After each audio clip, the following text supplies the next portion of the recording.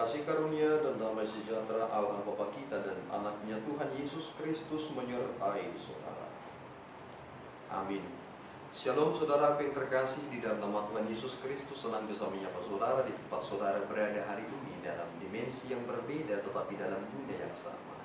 Sebagai insan yang diciptakan untuk Tuhan, sebelum melakukan rangkaian aktivitas kita pada hari ini, marilah kita mengawalinya dengan mendengarkan firman. Shalom Mama Inang, firman Tuhan hari ini kepada kita diambil dari Yeremia 11 ayat 20.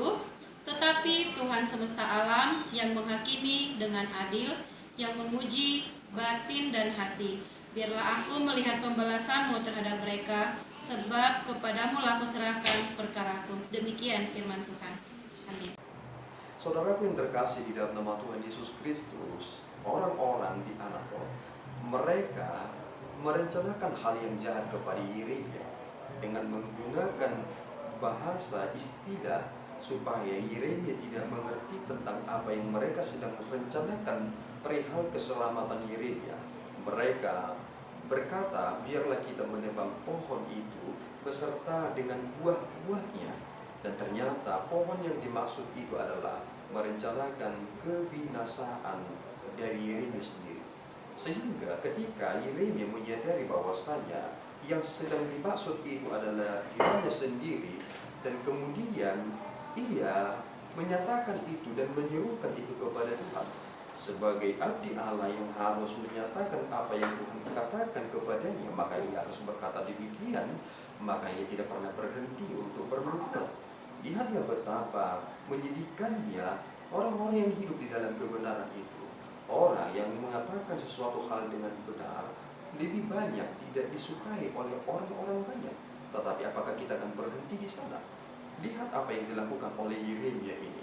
Ia membawa semua perkara itu kepada Tuhan, supaya Tuhan yang menunjukkan keadilannya, supaya Tuhan yang menunjukkan jalan bagi Yeremia. Dan kita lihat bagaimana Tuhan merespon apa yang dikatakan oleh Yeremia. Ketika Tuhan menyatakan itu kepada Yeremia demi kebaikan bangsa ini, tetapi bangsa ini menolak kebaikan Tuhan, maka mereka harus menerima realita yang pahit bahwa Tuhan akan membinasakan mereka. Jika kita memperhatikan dalam ayat yang ke-22, Tuhan berkata, sesungguhnya aku akan menghukum mereka. Pemuda-pemuda mereka akan mati oleh pedang, anak-anak mereka yang laki-laki dan perempuan akan habis mati kelaparan. Inilah yang Tuhan rencanakan kepada mereka.